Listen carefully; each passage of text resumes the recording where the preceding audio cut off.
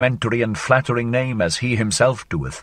Already doth mine evil spirit of deceit and magic attack me, my melancholy devil, which is an adversary to this Zarathustra from the very heart. Forgive it for this. Now doth it wish to conjure before you. It hath just its hour. In vain do I struggle with this evil spirit. Unto all of you, whatever honours ye like to assume in your names, whether ye call yourselves the free spirits, or the conscientious, or the penitents of the spirit, or the unfettered, or the great longers, unto all of you who, like me, suffer from the great loathing, to whom the old God hath died, and as yet no new God lieth in cradles and swaddling clothes, unto all of you is mine evil spirit and magic devil favourable. I know you, ye higher men, I know him. I know also this fiend whom I love in spite of me, this Zarathustra. He himself often seemeth to me like the beautiful mask of a saint, like a new strange mummery in which mine evil spirit, the melancholy devil, delighteth. I love Zarathustra, so doth it often seem to me, for the sake of mine evil spirit. But already doth it attack me and constrain me, this spirit of melancholy, this evening twilight devil, and verily, ye higher men, it hath a longing.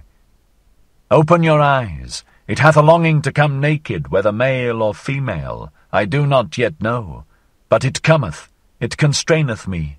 Alas, open your wits. The day dieth out, unto all things cometh now the evening, also unto the best things. Hear now and see, ye higher men, what devil, man or woman, this spirit of evening melancholy is. Thus spake the old magician, looked cunningly about him, and then seized his harp. 3.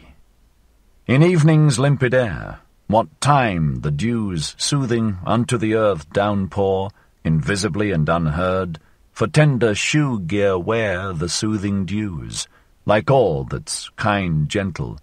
Bethink'st thou then, bethink'st thou, burning heart, how once thou thirstedst for heaven's kindly teardrops and dew's down-droppings, all singed and weary thirstedst, what time on yellow grass pathways, wicked occidental sunny glances, through sombre trees about thee sported, blindingly sunny glow glances gladly hurting.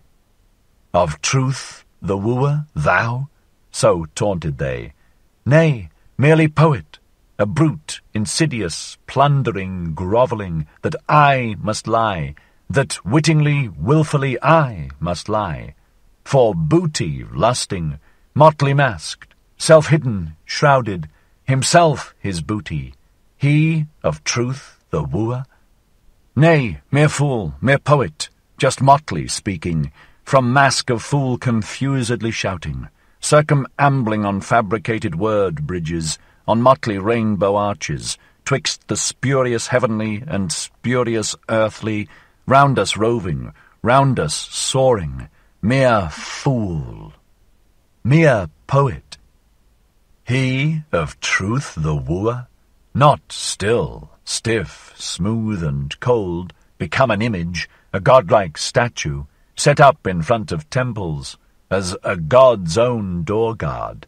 Nay, hostile to all such truthfulness statues, in every desert homelier than at temples, with cattish wantonness, through every window leaping, quickly into chances, every wild forest a-sniffing, greedily longingly sniffing, that thou in wild forests, 'mong the motley speckled fierce creatures shouldst rove, sinful sound and fine-coloured, with longing lips smacking, blessedly mocking, blessedly hellish, blessedly bloodthirsty, robbing, skulking, lying, roving. Or unto eagles, like which, fixedly, long adown the precipice look, adown their precipice, oh how they whirl down now, thereunder, therein, to ever deeper profoundness whirling, then, sudden, with aim aright, with quivering flight, on lambkins pouncing, headlong down, sore, hungry, for lambkins longing, fierce 'gainst all lamb spirits, furious, fierce, all that look sheep-like, or lamb-eyed, or crisp woolly, grey with lamb-sheep kindliness. Even thus, eagle-like, panther-like, are the poet's desires, are thine own desires 'neath 1,000 guises, thou fool, thou poet, thou who all mankind viewest, so God as sheep, the God to rend within mankind, as the sheep in mankind, and in rending laughing. That is thine own blessedness, of a panther and eagle blessedness, of a poet and fool the blessedness. In evening's limpid air, what time the moon's sickle, green twixt the purple glowings, and jealous stealeth forth, of day the foe, with every step in secret, the rosy garland hammocks, down sickling till they've sunken down nightwards, faded down sunken. Thus had I sunken one day, from mine own truth insanity, from mine own fervid day-longings, of day aweary, sick of sunshine, sunk downwards, evenwards, shadowwards, by one sole trueness, all scorched and thirsty.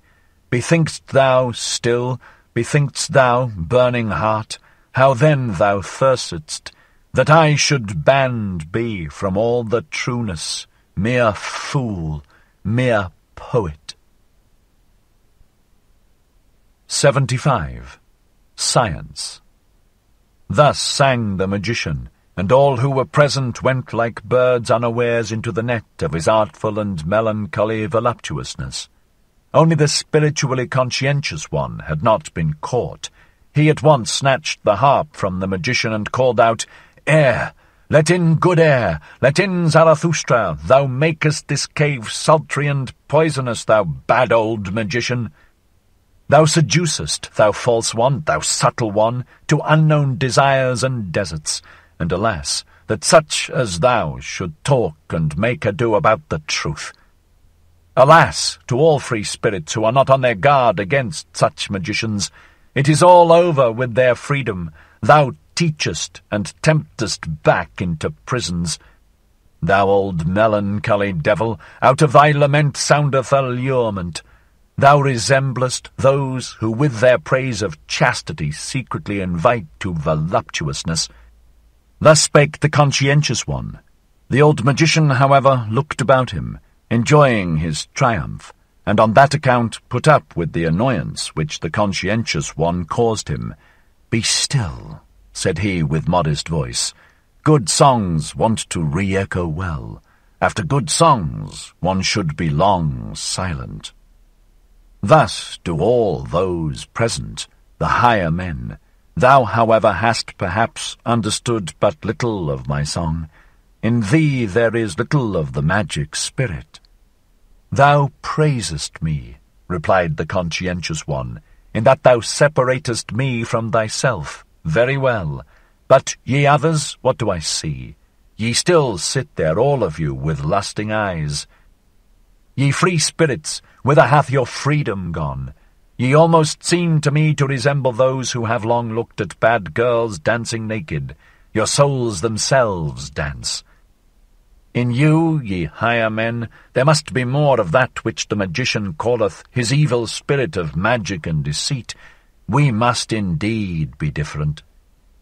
And verily we spake and thought long enough together ere Zarathustra came home to his cave, for me not to be unaware that we are different. We seek different things, even here aloft, ye and I, for I seek more security. On that account have I come to Zarathustra, for he is still the most steadfast tower and will.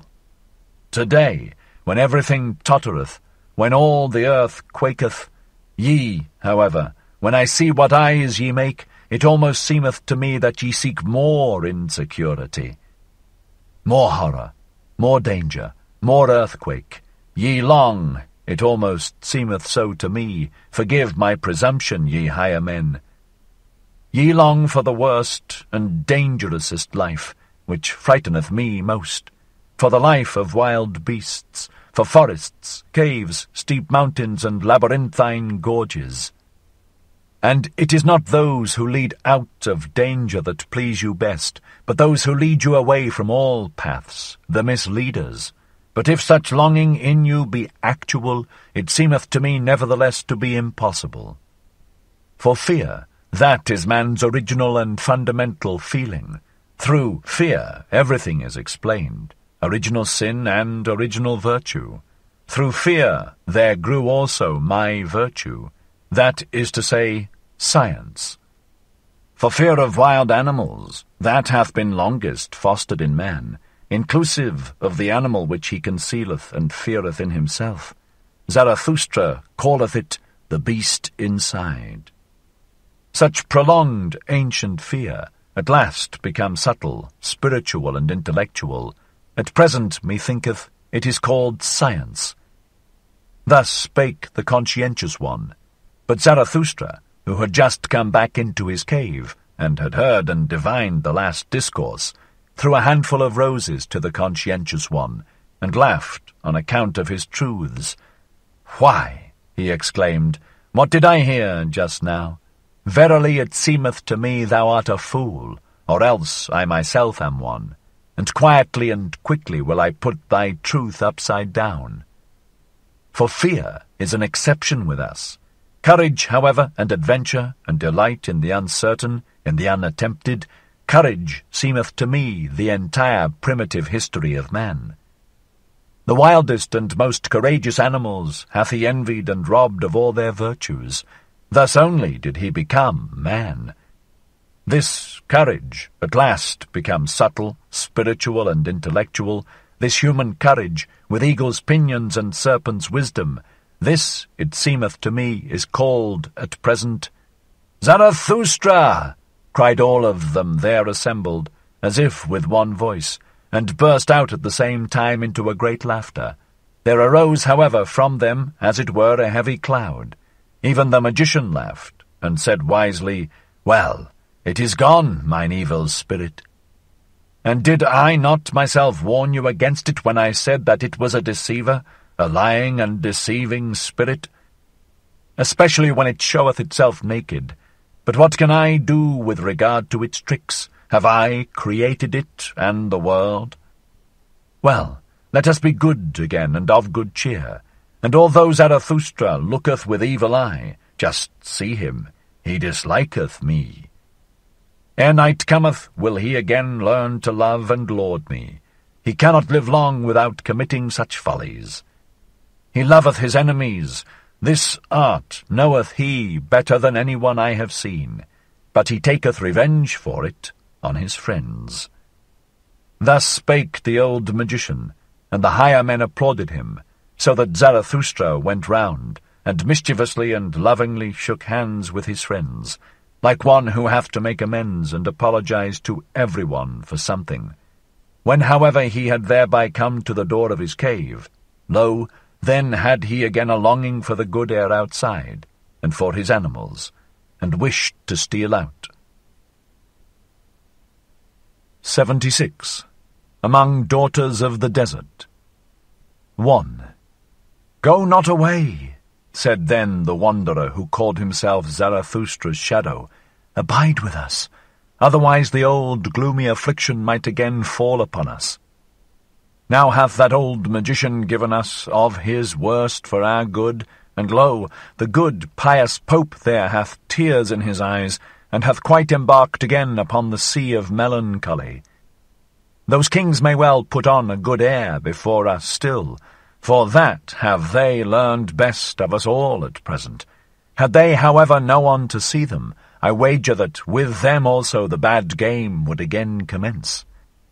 The bad game of drifting clouds, of damp melancholy, of curtained heavens, of stolen suns, of howling autumn winds. The bad game of our howling and crying for help. Abide with us, O Zarathustra. Here there is much concealed misery that wisheth to speak, much evening, much cloud, much damp air. Thou hast nourished us with strong food for men, and powerful proverbs. Do not let the weakly, womanly spirits attack us anew at desert. Thou alone makest the air around thee strong and clear. Did I ever find anywhere on earth such good air as with thee in thy cave? Many lands have I seen, my nose hath learned to test and estimate many kinds of air, but with thee do my nostrils taste their greatest delight. Unless it be, do forgive an old recollection, forgive me an old after-dinner song, which I once composed amongst daughters of the desert. For with them was there equally good, clear oriental air. There was I furthest from cloudy, damp, melancholy old Europe. Then did I love such oriental maidens and other blue kingdoms of heaven, over which hang no clouds and no thoughts. Ye would not believe how charmingly they sat there, when they did not dance, profound, but without thoughts, like little secrets, like beribboned riddles, like dessert nuts. Many-hued and foreign, forsooth, but without clouds, riddles which can be guessed. To please such maidens, I then composed an after-dinner psalm. Thus spake the wanderer, who called himself Zarathustra's shadow, and before anyone answered him, he had seized the harp of the old magician, crossed his legs, and looked calmly and sagely around him. With his nostrils, however, he inhaled the air slowly and questioningly, like one who in new countries tasteth new foreign air. Afterward he began to sing with a kind of roaring. 2. The deserts grow, woe him who doth them hide. Ha! Solemnly, in effect solemnly, a worthy beginning. Afric manner, solemnly, of a lion worthy, or perhaps of a virtuous howl monkey, but it's naught to you, ye friendly damsels dearly loved, at whose own feet, to me, the first occasion, to a European under palm trees, a seat is now granted. Selah. Wonderful, truly, here do I sit now, the desert nigh, and yet I am so far still from the desert, even in naught yet deserted. That is, I'm swallowed down by this the smallest oasis. It opened up just yawning, its loveliest mouth agape, most sweet-odoured of all mouthlets. Then I fell right in, right down, right through, in 'mong you, ye friendly damsels dearly loved, Selah. Hail, hail, to that whale, fish-like, if it thus, for its guests' convenience, made things nice, ye well know, surely, my learned illusion, hail to its belly, if it had e'er as such loveliest oasis belly as this is, though however I doubt about it, with this come I out of old Europe, that doubteth more eagerly than doth any elderly married woman. May the Lord improve it. Amen. Here do I sit now, in this smallest oasis, like a date indeed, brown, quite sweet, gold suppurating, for rounded mouth of maiden longing, but yet still more for youthful, maid-like, ice-cold and snow-white and incisory front teeth, and for such, assuredly, pine the hearts all of ardent date-fruits. Selah. To the there named south fruits now, similar, all too similar, do I lie here.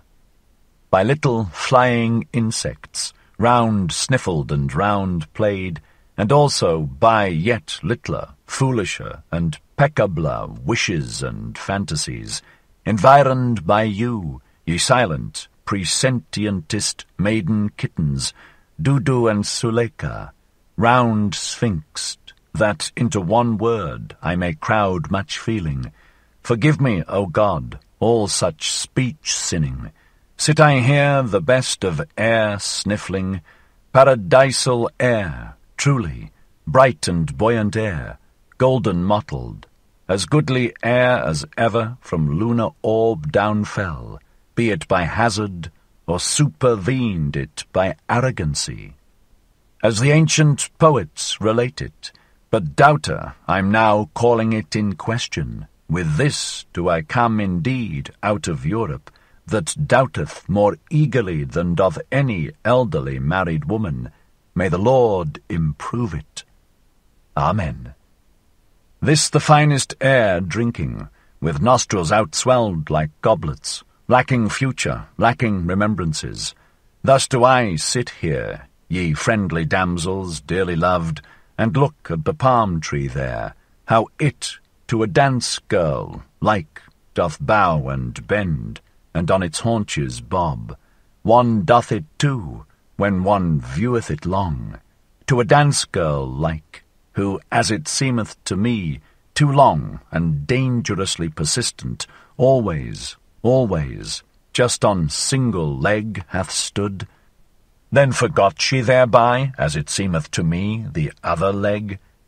For vainly I, at least, did search for the amissing fellow jewel, namely the other leg, in the sanctified precincts, nigh her very dearest, very tenderest, flapping and fluttering and flickering, skirting.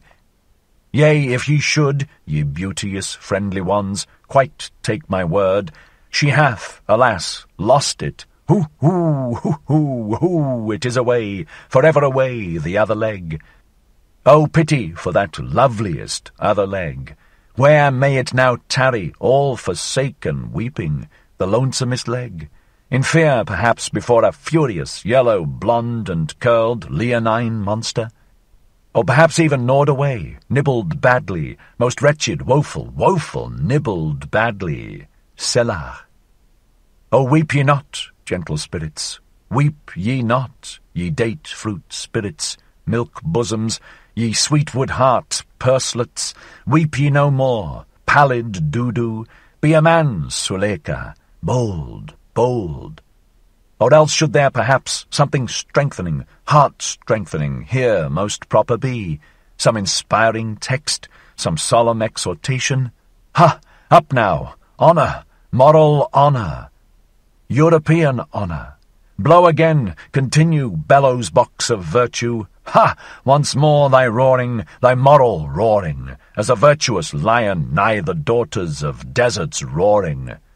For virtue's out-howl, ye very dearest maidens, is more than every European fervour, European hot hunger, and now do I stand here as European. I can't be different, God's help to me. Amen. The deserts grow, woe him who doth them hide. 77. The Awakening. 1. After the song of the wanderer and shadow, the cave became all at once full of noise and laughter, and since the assembled guests all spake simultaneously, and even the ass, encouraged thereby, no longer remained silent, a little aversion and scorn for his visitors came over Zarathustra, although he rejoiced at their gladness, for it seemed to him a sign of convalescence. So he slipped out into the open air and spake to his animals. "Whither hath their distress now gone?" said he, and already did he himself feel relieved of his petty disgust. "With me it seemeth that they have unlearned their cries of distress, though alas, not yet their crying." And Zarathustra stopped his ears, for just then did the "ee-ah" of the ass mix strangely with the noisy jubilation of those higher men. "They are merry," he began again, "and who knoweth? Perhaps at their host's expense, and if they have learned of me to laugh, still it is not my laughter they have learned. But what matter about that? They are old people, they recover in their own way, they laugh in their own way. Mine ears have already endured worse, and have not become peevish. This day is a victory, he already yieldeth, he fleeth, the spirit of gravity, mine old arch-enemy. How well this day is about to end, which began so badly and gloomily. And it is about to end. Already cometh the evening. Over the sea rideth it hither, the good rider. How it bobbeth, the blessed one, the home-returning one, in its purple saddles. The sky gazeth brightly thereon, the world lieth deep. Oh, all ye strange ones who have come to me, it is already worth-while to have lived with me. Thus spake Zarathustra, And again came the cries and laughter of the higher men out of the cave. Then began he anew. They bite at it, my bait taketh, there departeth also from them their enemy, the spirit of gravity. Now do they learn to laugh at themselves. Do I hear rightly? My virile food taketh effect, my strong and savoury sayings.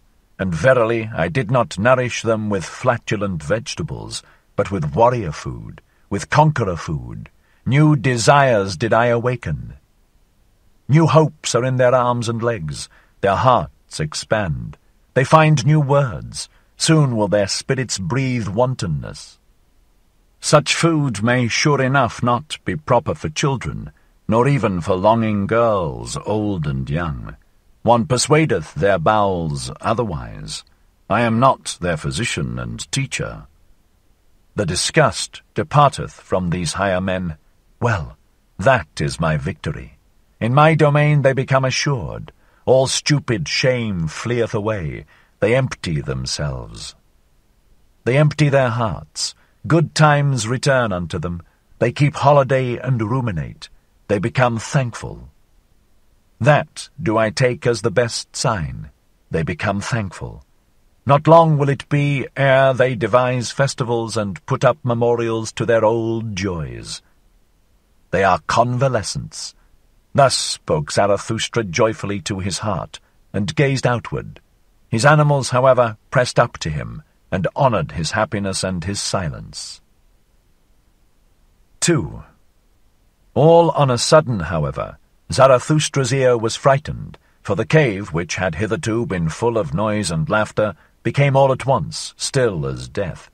His nose, however, smelt a sweet-scented vapour and incense odour, as if from burning pine cones. What happeneth? What are they about? He asked himself, and stole up to the entrance, that he might be able unobserved to see his guests. But wonder upon wonder, what was he then obliged to behold with his own eyes? They have all of them become pious again. They pray, they are mad, said he, and was astonished beyond measure. And forsooth, all these higher men, the two kings, the Pope out of service, the evil magician, the voluntary beggar, the wanderer and shadow, the old soothsayer, the spiritually conscientious one, and the ugliest man, they all lay on their knees like children and credulous old women and worshipped the ass. And just then began the ugliest man to gurgle and snort, as if something unutterable in him tried to find expression. When, however, he had actually found words, behold, it was a pious, strange litany in praise of the adored and censed ass. And the litany sounded thus: Amen, and glory and honour and wisdom and thanks and praise and strength be to our God from everlasting to everlasting. The ass, however, here brayed, Yea. He carrieth our burdens, he hath taken upon him the form of a servant, he is patient of heart and never saith nay, and he who loveth his God chastiseth him. The ass, however, here brayed, Yea. He speaketh not, except that he ever saith Yea to the world, which he created. Thus doth he extol his world.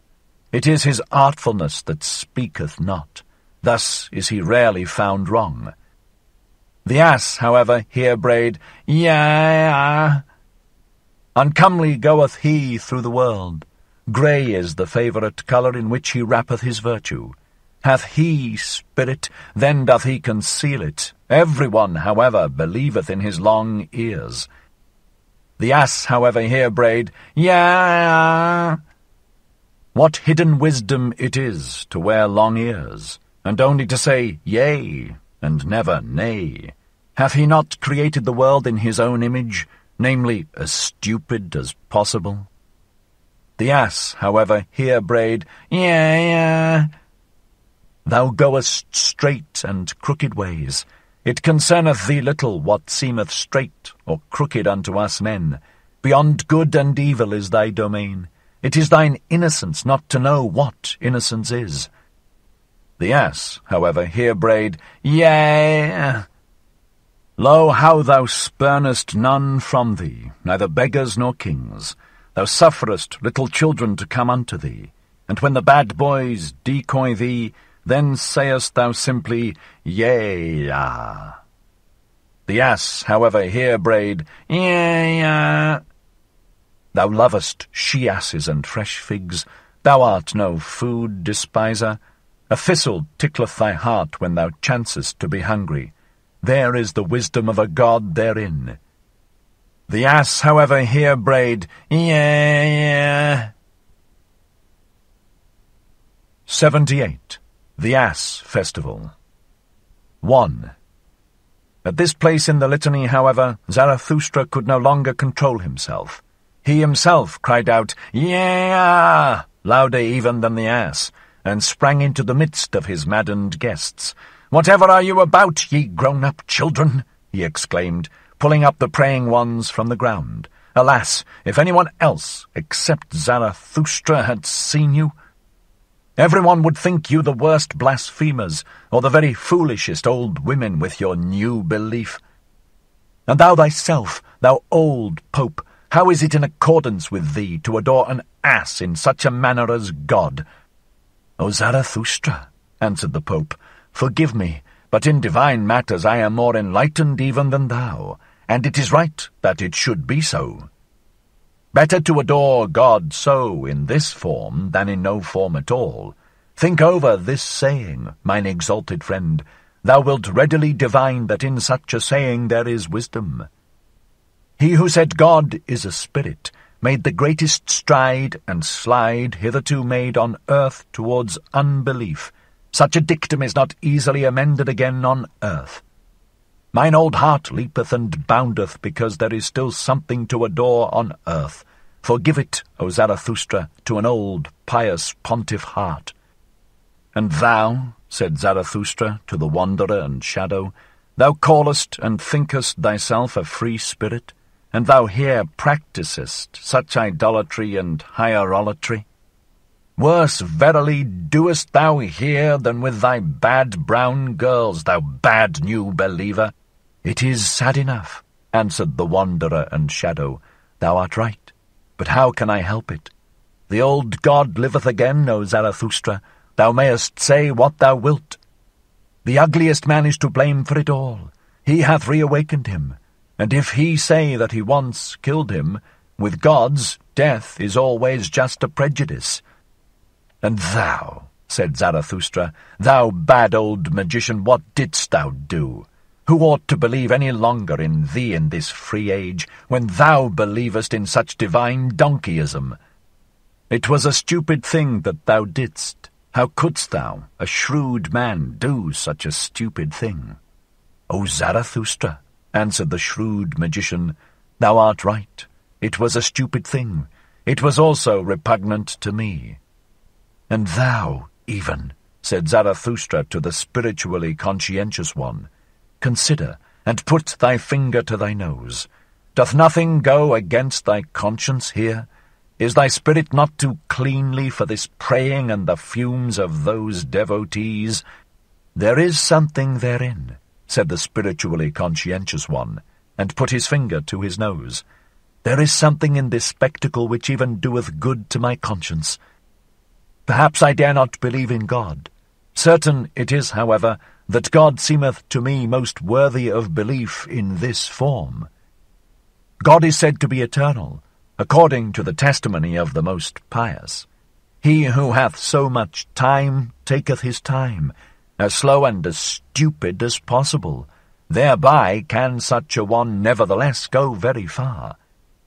And he who hath too much spirit might well become infatuated with stupidity and folly. Think of thyself, O Zarathustra. Thou thyself, verily, even thou couldst well become an ass through superabundance of wisdom. Doth not the true sage willingly walk on the crookedest paths? The evidence teacheth it, O Zarathustra, thine own evidence. And thou thyself, finally, said Zarathustra, and turned towards the ugliest man, who still lay on the ground, stretching up his arm to the ass, for he gave it wine to drink. Say, thou nondescript, What hast thou been about? Thou seemest to me transformed, thine eyes glow, the mantle of the sublime covereth thine ugliness. What didst thou do? Is it then true what they say, that thou hast again awakened him? And why? Was he not for good reasons killed and made away with? Thou thyself seemest to me awakened. What didst thou do? Why didst thou turn round? Why didst thou get converted? Speak, thou nondescript. O Zarathustra, answered the ugliest man, thou art a rogue. Whether he yet liveth, or again liveth, or is thoroughly dead, which of us both knoweth that best, I ask thee? One thing, however, I do know. From thyself did I learn it once, O Zarathustra. He who wanteth to kill most thoroughly laugheth. Not by wrath, but by laughter doth one kill. Thus spakest thou once, O Zarathustra, thou hidden one, thou destroyer without wrath, thou dangerous saint, thou art a rogue. 2.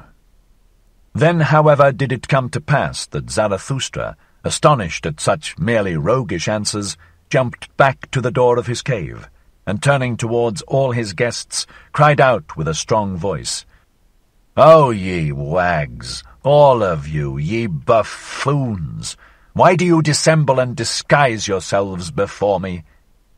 How the hearts of all of you convulsed with delight and wickedness, because ye had at last become again like little children, namely pious. Because ye at last did again as children do, namely prayed, folded your hands, and said, Good God! But now leave, I pray you, this nursery, mine own cave, where today all childishness is carried on. Cool down, here outside, your hot child wantonness and heart tumult.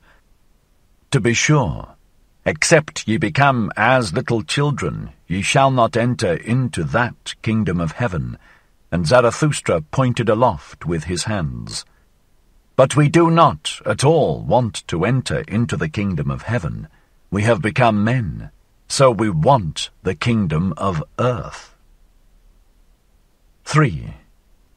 And once more began Zarathustra to speak. O my new friends, said he, ye strange ones, ye higher men, how well do ye now please me. Since ye have again become joyful, ye have verily all blossomed forth. It seemeth to me that for such flowers as you, new festivals are required. A little valiant nonsense, some divine service and ass festival, some old joyful Zarathustra fool, some blusterer to blow your souls bright. Forget not this night and this ass festival, ye higher men. That did ye devise when with me, that do I take as a good omen. Such things only the convalescents devise. And should ye celebrate it again, this ass festival, do it from love to yourselves. Do it also from love to me, and in remembrance of me. Thus spake Zarathustra. 79. The Drunken Song. 1. Meanwhile one after another had gone out into the open air, and into the cool, thoughtful night. Zarathustra himself, however, led the ugliest man by the hand, that he might show him his night world, and the great round moon, and the silvery waterfalls near his cave. There they at last stood still beside one another, all of them old people, but with comforted brave hearts, and astonished in themselves that it was so well with them on earth. The mystery of the night, however, came nigher and nigher to their hearts, and anew Zarathustra thought to himself, Oh, how well do they now please me, these higher men. But he did not say it aloud, for he respected their happiness and their silence. Then, however, there happened that which, in this astonishing long day, was most astonishing. The ugliest man began once more, and for the last time, to gurgle and snort. And when he had at length found expression, behold, there sprang a question, plump and plain out of his mouth, a good, deep, clear question, which moved the hearts of all who listened to him. My friends, all of you, said the ugliest man, what think ye? For the sake of this day, I am for the first time content to have lived mine entire life. And that, I testify so much, is still not enough for me. It is worthwhile living on the earth. One day, one festival with Zarathustra hath taught me to love the earth. Was that life? Will I say unto death? Well, once more. My friends, what think ye? Will ye not, like me, say unto death, was that life? For the sake of Zarathustra, well, once more. Thus spake the ugliest man. It was not, however, far from midnight. And what took place then, think ye? As soon as the higher men heard his question, they became all at once conscious of their transformation and convalescence, and of him who was the cause thereof. Then did they rush up to Zarathustra, thanking, honouring, caressing him, and kissing his hands, each in his own peculiar way. So that some laughed, and some wept. The old soothsayer, however, danced with delight, and though he was then, as some narrators suppose, full of sweet wine, he was certainly still fuller of sweet life, and had renounced all weariness. There are even those who narrate that the ass then danced, for not in vain had the ugliest man previously given it wine to drink. That may be the case, or it may be otherwise. And if in truth the ass did not dance that evening, there nevertheless happened then greater and rarer wonders than the dancing of an ass would have been. In short, as the proverb of Zarathustra saith, what doth it matter? 2. When, however, this took place with the ugliest man, Zarathustra stood there like one drunken, his glance dulled, his tongue faltered, and his feet staggered. And who could divine what thoughts then passed through Zarathustra's soul? Apparently, however, his spirit retreated and fled in advance, and was in remote distances, and as it were wandering on the high mountain ridges, as it standeth written, twixt two seas. Wandering twixt the past and the future as a heavy cloud.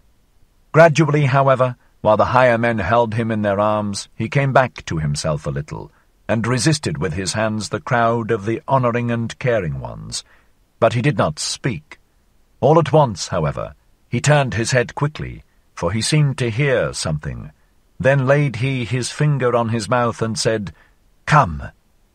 And immediately it became still and mysterious round about. From the depth, however, there came up slowly the sound of a clock bell. Zarathustra listened thereto, like the higher men. Then, however, laid he his finger on his mouth the second time, and said again, "Come, come, it is getting on to midnight." And his voice had changed, but still he had not moved from the spot.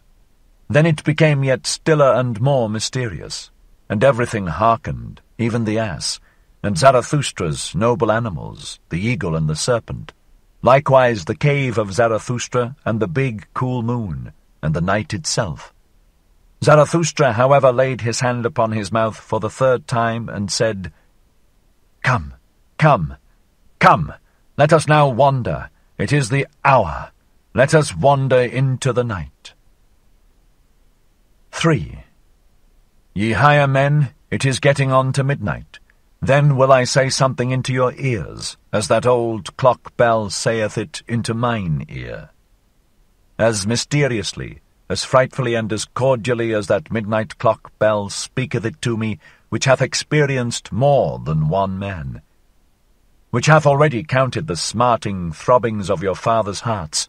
Ah, ah, how it sigheth, how it laugheth in its dream, the old deep, deep midnight.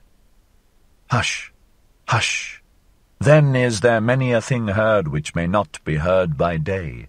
Now, however, in the cool air, when even all the tumult of your hearts hath become still, now doth it speak, now is it heard, now doth it steal into over-wakeful nocturnal souls. Ah, ah, how the midnight sigheth, how it laugheth in its dream. Hearest thou not how it mysteriously, frightfully, and cordially speaketh unto thee, the old deep, deep midnight? O man, take heed. 4. Woe to me! Whither hath time gone? Have I not sunk into deep wells? The world sleepeth. Ah! Ah! The dog howleth, the moon shineth. Rather will I die than say unto you what my midnight heart now thinketh. Already have I died. It is all over. Spider, why spinnest thou around me? Wilt thou have blood? Ah! Ah! The dew falleth, the hour cometh. The hour in which I frost and freeze, which asketh and asketh and asketh, who hath sufficient courage for it? Who is to be master of the world? Who is going to say, thus shall ye flow, ye great and small streams? The hour approacheth.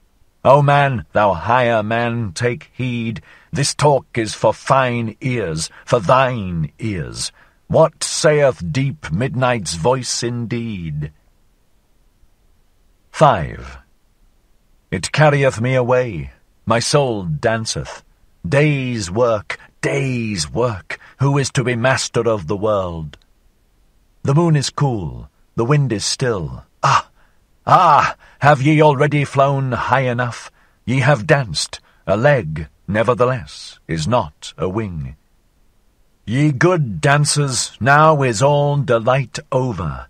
Wine hath become lees, every cup hath become brittle, the sepulchres mutter. Ye have not flown high enough. Now do the sepulchres mutter, free the dead! Why is it so long night? Doth not the moon make us drunken? Ye higher men, free the sepulchres, awaken the corpses. Ah, why doth the worm still burrow? There approacheth the hour. There boometh the clock bell, there thrilleth still the heart, there burroweth still the woodworm, the heartworm. Ah, ah, the world is deep. 6. Sweet lyre, I love thy tone, thy drunken ranunculine tone. How long, how far hath come unto me thy tone from the distance, from the ponds of love?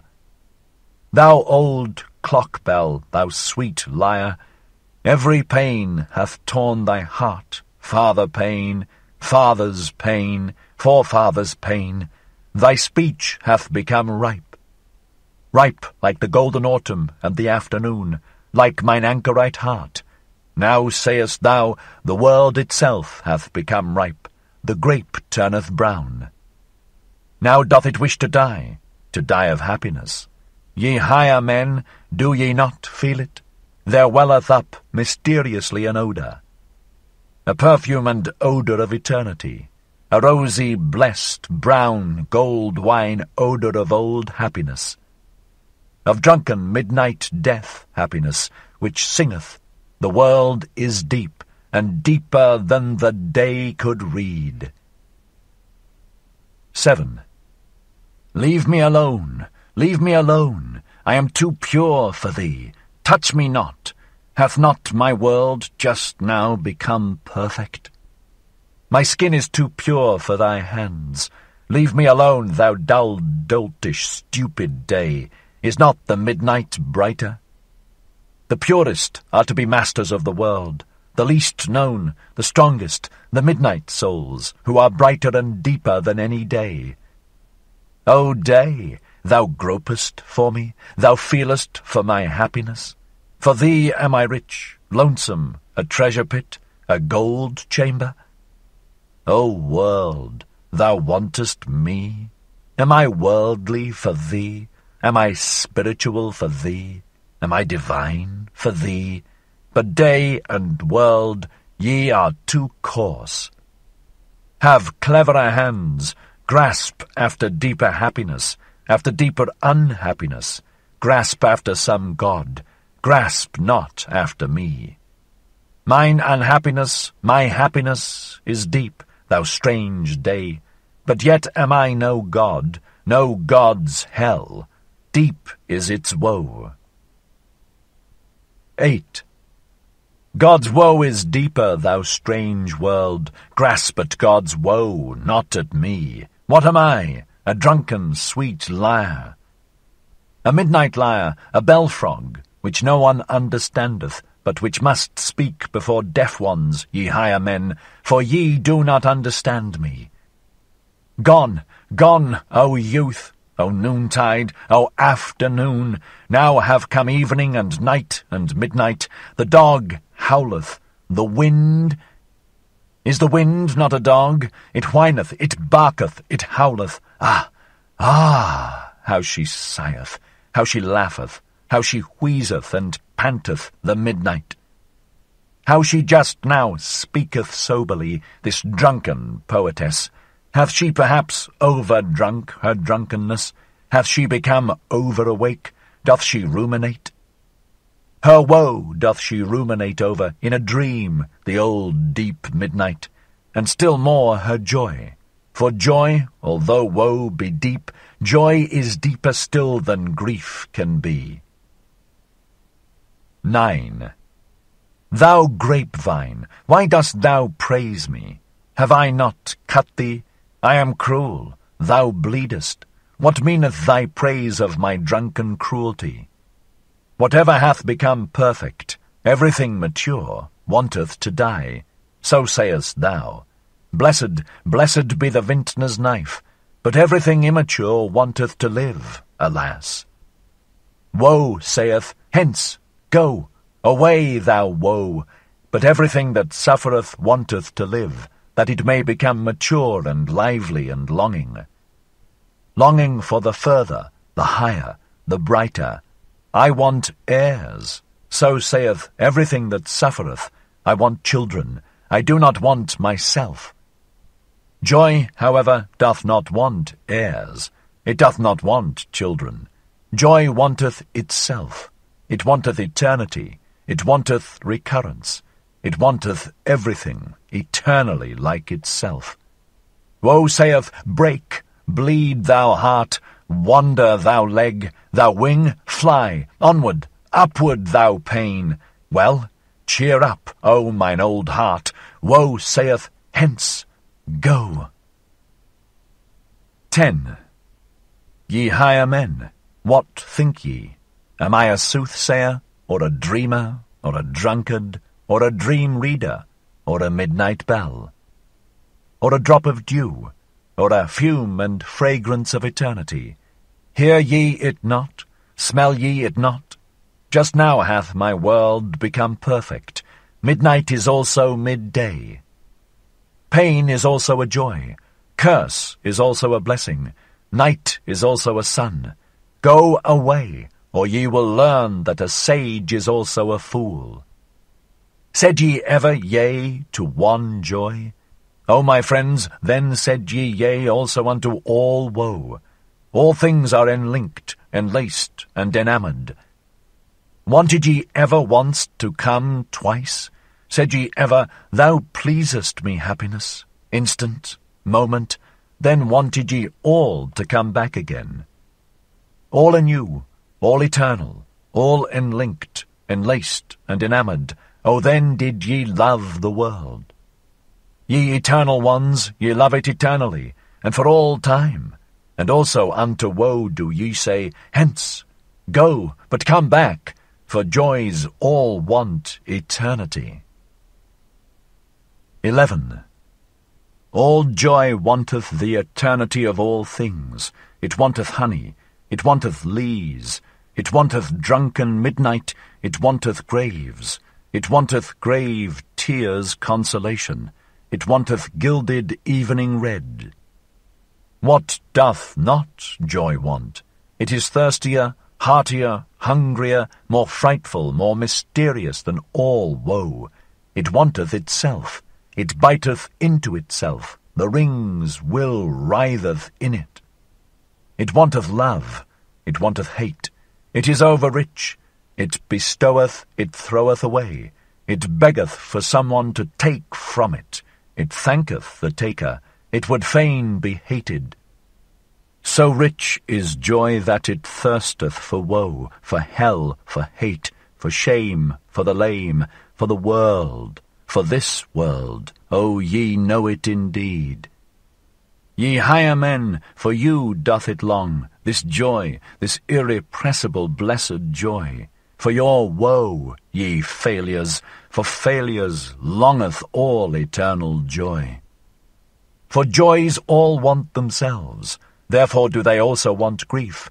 O happiness, O pain, O break, thou heart, ye higher men, do learn it, that joys want eternity. Joys want the eternity of all things. They want deep, profound eternity. 12. Have ye now learned my song? Have ye divined what it would say? Well, cheer up, ye higher men, sing now my roundelay. Sing now yourselves the song, the name of which is once more, the signification of which is unto all eternity. Sing, ye higher men, Zarathustra's roundelay. O man, take heed, what saith deep midnight's voice indeed? I slept my sleep, from deepest dream I've woke, and plead, the world is deep, and deeper than the day could read. Deep is its woe, joy deeper still than grief can be. Woe saith, hence, go, but joys all want eternity, want deep, profound eternity. 80. The Sign. In the morning, however, after this night, Zarathustra jumped up from his couch, and having girded his loins, he came out of his cave glowing and strong, like a morning sun coming out of gloomy mountains. Thou great star, spake he, as he had spoken once before, thou deep eye of happiness, what would be all thy happiness if thou hadst not those for whom thou shinest? And if they remained in their chambers whilst thou art already awake, and comest and bestowest and distributest, how would thy proud modesty upbraid for it? Well, they still sleep, these higher men, whilst I am awake. They are not my proper companions, not for them do I wait here in my mountains. At my work I want to be, at my day, but they understand not what are the signs of my morning. My step is not for them the awakening call. They still sleep in my cave. Their dream still drinketh at my drunken songs. The audient ear for me, the obedient ear, is yet lacking in their limbs. This had Zarathustra spoken to his heart when the sun arose. Then looked he inquiringly aloft, for he heard above him the sharp call of his eagle. Well, called he upwards, thus is it pleasing and proper to me. Mine animals are awake, for I am awake. Mine eagle is awake, and like me honoureth the sun. With eagled talons doth it grasp at the new light. Ye are my proper animals. I love you. But still do I lack my proper men. Thus spake Zarathustra. Then, however, it happened that all on a sudden he became aware that he was flocked around and fluttered around, as if by innumerable birds. The whizzing of so many wings, however, and the crowding around his head was so great that he shut his eyes. And verily there came down upon him, as it were, a cloud, like a cloud of arrows which poureth upon a new enemy. But behold, here it was a cloud of love, and showered upon a new friend. What happeneth unto me? Thought Zarathustra in his astonished heart, and slowly seated himself on the big stone which lay close to the exit from his cave. But while he grasped about with his hands, around him, above him, and below him, and repelled the tender birds, behold, there then happened to him something still stranger, for he grasped thereby unawares into a mass of thick, warm, shaggy hair. At the same time, however, there sounded before him a roar, a long, soft, lion roar. The sign cometh, said Zarathustra, and a change came over his heart. And in truth, when it turned clear before him, there lay a yellow, powerful animal at his feet, resting its head on his knee, unwilling to leave him out of love, and doing like a dog which again findeth its old master. The doves, however, were no less eager with their love than the lion, and whenever a dove whisked over its nose, The lion shook its head and wondered and laughed. When all this went on, Zarathustra spake only a word. "My children are nigh, my children." Then he became quite mute. His heart, however, was loosed, and from his eyes there dropped down tears and fell upon his hands. And he took no further notice of anything, but sat there motionless, without repelling the animals further. Then flew the doves to and fro, and perched on his shoulder, and caressed his white hair, and did not tire of their tenderness and joyousness. The strong lion, however, licked always the tears that fell on Zarathustra's hands, and roared and growled shyly. Thus did these animals do. All this went on for a long time, or a short time, for properly speaking there is no time on earth for such things. Meanwhile, however, the higher men had awakened in Zarathustra's cave, and marshalled themselves for a procession to go to meet Zarathustra, and give him their morning greeting, for they had found, when they awakened, that he no longer tarried with them. When, however, they reached the door of the cave, and the noise of their steps had preceded them, the lion started violently. It turned away all at once from Zarathustra, and roaring wildly sprang towards the cave. The higher men, however, when they heard the lion roaring, cried all aloud as with one voice, fled back, and vanished in an instant. Zarathustra himself, however, stunned and strange, rose from his seat, looked around him, stood there astonished, inquired of his heart, bethought himself, and remained alone. "What did I hear?" said he at last, slowly. "What happened unto me just now?" But soon there came to him his recollection, and he took it in at a glance, all that had taken place between yesterday and today. "Here is indeed the stone," said he, and stroked his beard. "On it sat I yestermorn, and here came the soothsayer unto me, and here heard I first the cry, which I heard just now, the great cry of distress. O ye higher men, your distress was it that the old soothsayer foretold to me yestermorn. Unto your distress did he want to seduce and tempt me.